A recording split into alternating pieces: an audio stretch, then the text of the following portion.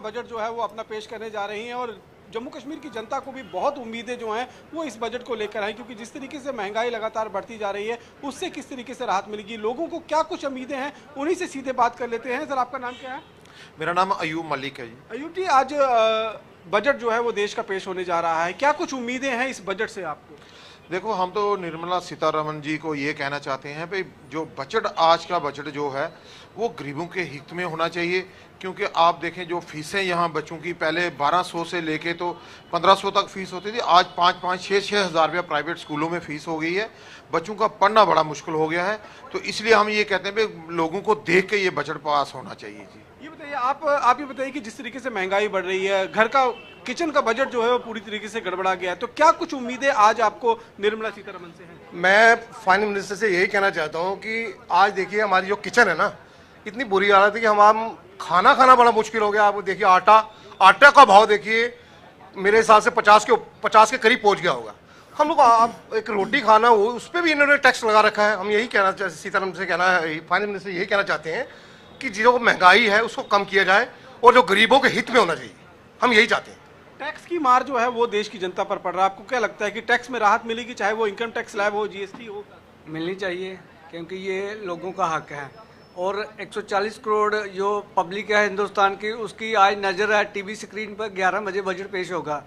वो लोग जो उम्मीद लगाए बैठे हैं बीजेपी सरकार से, मोदी सरकार से, तो अगर मोदी सरकार को 29 में भी जीतना है तो उनको उनकी उम्मीदों पे खरा उतरना पड़ेगा, नहीं तो 29 में फिर इनका 240 से फिर 220 ही आ जाएंगे। फिर मैं तो यही कहूँगा कि ये जो बजट है ये जनहित में होना चाहिए, इसमें सभी को फ़ायदा होना चाहिए। जो अमीर है उसको, मिडिल क्लास है, जो लोअर तबका है, जो बेचारा गरीब है, जो बिल्कुल बिलो पॉवर्टी लाइन है, उसको ज़्यादा फायदा मिलना चाहिए। ये तो देखिए, यहाँ पर जितने भी लोग हैं उन लोगों की यही उम्मीद है कि जो मध्यम वर्गीय लोग हैं, जो नौकरी पेशा है, उनका ये मानना है कि जो इनकम टैक्स का स्लैब है उसमें बढ़ोतरी होनी चाहिए। कहीं ना कहीं एटीसी को जो बाहर रखा गया है, 7 लाख का जो न्यू रिजीम के अंदर अपना टैक्स भरते हैं, तो अगर नहीं कुछ हो सकता है तो 7 लाख के टैक्स के बीच में एटीसी को इन्वॉल्व करना चाहिए, ताकि 2 लाख का जो है एडिशनल उनको बेनिफिट मिल सके। इसके साथ साथ में जीएसटी की मार जो है वो जनता को अलग अलग स्लैब में झेलनी पड़ रही है। पेट्रोल डीजल जो है वो उसको जीएसटी से बाहर रखा गया है,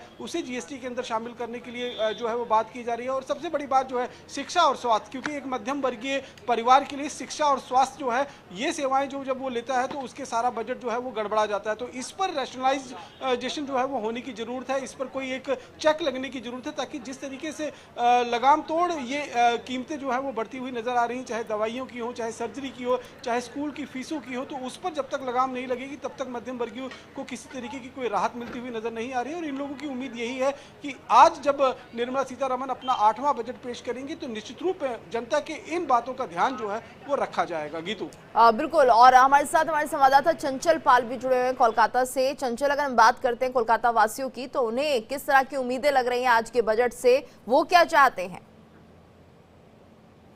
देखिए, पश्चिम बंगाल से हम लोग चाहते हैं कि जो आम आदमी, जो मिडिल क्लास का आदमी हो, तो सबका मानना है कि जो हमका गैस का दाम वो सारे का ऐसा कुछ चीज है जो हमका हर दिन का जरूरत पड़ता है। तो ये बोलने के लिए जो लोग खड़ा थे अभी तक, वो तो थोड़ा इधर उधर चला गया है। हम एक लोगों से पूछते हैं जो क्या चाहते हैं आप लोग, आइए ना, एक आदमी आइए ना जी। लोगों को काफी उम्मीदें हैं चंचल, और ऐसे में आपके साथ भी कुछ लोग जरूर जुड़ेंगे, उनसे पूछने की कोशिश कीजिए कि वो क्या चाहते हैं जब 11 बजे बजट पेश होगा। ठीक है जी, इस पर क्या हाल का घूमेगा। हाँ, ठीक है। हाँ, आदमी लोग चलिए ठीक है, एक बार फिर से आपका रुख करेंगे चंचल, आप इनसे बात कीजिए, जानिए कि आखिर इनकी क्या उम्मीदें हैं इस बजट से। और हमारे साथ लगातार हमारे सहयोगी आंचल भी जुड़ी हुई हैं। आंचल, अगर हम बात करते हैं यहाँ पर इस पूर्ण बजट की, तो पिछली बार हमने देखा कि जब सरकार का बजट पेश हुआ था तो उस वक्त काफी जो उम्मीदें थी लोगों की उस पर खरे उतरे थे, बड़े बड़े वादे किए गए थे। तो क्या इस बार भी कुछ ऐसी बड़ी राहत मिलती हुई दिख रही है बजट में? बिल्कुल, देखिए स्वास्थ्य के क्षेत्र में यहाँ पर बड़ी राहत मिल सकती है। वहीं अगर जो सैलरी वाले लोग हैं उनको टैक्स में छूट मिल सकती है, व्यवसायी वर्ग को जीएसटी की बात करें, छोटे व्यापारियों को तो उसमें कुछ राहत मिल सकती है। हालांकि देखिए यहाँ पर जब 11 बजे बजट पेश होगा तभी उसमें कुछ तस्वीरें क्लियर होगी। ये ज़रूर अनुमान लगाया जा रहा है कि किसानों से, महिलाओं से, युवाओं के और गरीबों के इर्द गिर्द ये बजट जो है वो रहने वाला है, जिसमें इन 4 तबकों का विशेष ध्यान रखा जाएगा। हालांकि देखिए जो लोग हैं वही खास करके इस पर जवाब दे पाएंगे कि उनको इस बजट से क्या उम्मीद है। अगर हम युवाओं की बात करें, वर्किंग युवाओं की बात करें, तो उनको बजट से क्या उम्मीदें हैं इस बार? मैम फर्स्ट ऑफ ऑल उम्मीद ये है कि जॉब अपॉर्चुनिटीज़ बढ़े। हाँ। और सबसे बड़ी बात जो पेपर लीक्स का और जो हमारे पेपर लीक्स का हो रहा है वो तो थोड़ा अलग टॉपिक हो गया, बट उसके ऊपर भी फोकस करा जाए और इंफ्रास्ट्रक्चर इंप्रूव हो। जैसे कि स्मार्ट सिटीज़ का प्रोजेक्ट जो गवर्नमेंट लाई है बहुत अच्छा प्रोजेक्ट है, उसके थ्रू काफ़ी सिटी स्मार्ट हुई हैं, बट जो और सिटीज़ अंडर डेवलप रह गई उसको और डेवलप करा जाए और मेन इन्फ्लेशन पे काम करा जाए, क्योंकि वही चीज़ है जो मेन दिक्कत कर रही है मिडिल क्लास को। यहाँ कुछ युवा और है, उनके पास लेके चलती हूँ कि उनको आम बजट की बात करें। आम बजट आज पेश होने वाला है, आम बजट से आप लोगों को क्या उम्मीदें हैं? आम बजट से हाँ, आज जो निर्मला सीतारमण बजट पेश करने वाली है उस बजट में क्या उम्मीदें हैं, क्या चाहते हैं, क्या आप लोगों के लिए होना चाहिए? हमारे लिए सुविधा होनी चाहिए। हाँ, किस क्षेत्र में सुविधा आप चाहते हैं? फरीदाबाद, दिल्ली। अच्छा, तो आप चाहते हैं कि फरीदाबाद, दिल्ली में सुविधा मिले। किस मेडिकल के क्षेत्र में चाहते हैं या शिक्षा के क्षेत्र में चाहते हैं, रोजगार के क्षेत्र में? मैडम रोजगार, शिक्षा और हॉस्पिटल तीनों ही इम्पोर्टेंट है, तीनों में होनी चाहिए। तीनों इतने इम्पोर्टेंट है कि मतलब हॉस्पिटल हो गया वे भी ज़रूरी है आज के टाइम में, शिक्षा भी ज़रूरी है और रोजगार भी ज़रूरी है। नौकरी करते हैं आप? नौकरी नहीं करता, इंटरव्यू के लिए आया हूँ मैं तो। तो यानी कि रोजगार चाहिए? रोजगार चाहिए बिल्कुल, और क्या नहीं। रोजगार से ही तो घर चलेगा हमारा, नहीं तो बिना रोजगार के तो कुछ भी नहीं है।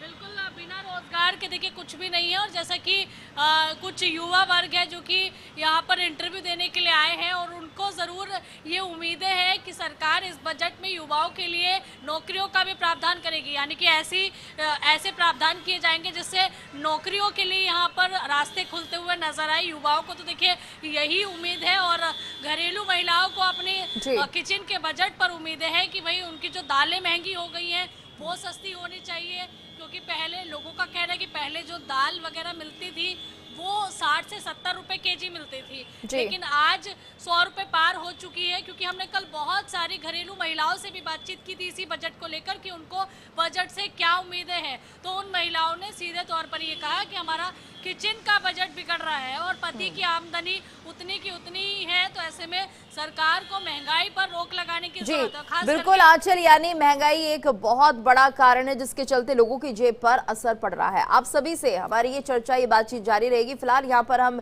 एक छोटे से ब्रेक के लिए रुक रहे हैं, जल्द हाजिर होंगे। आप सभी हमारे साथ बने रहिए।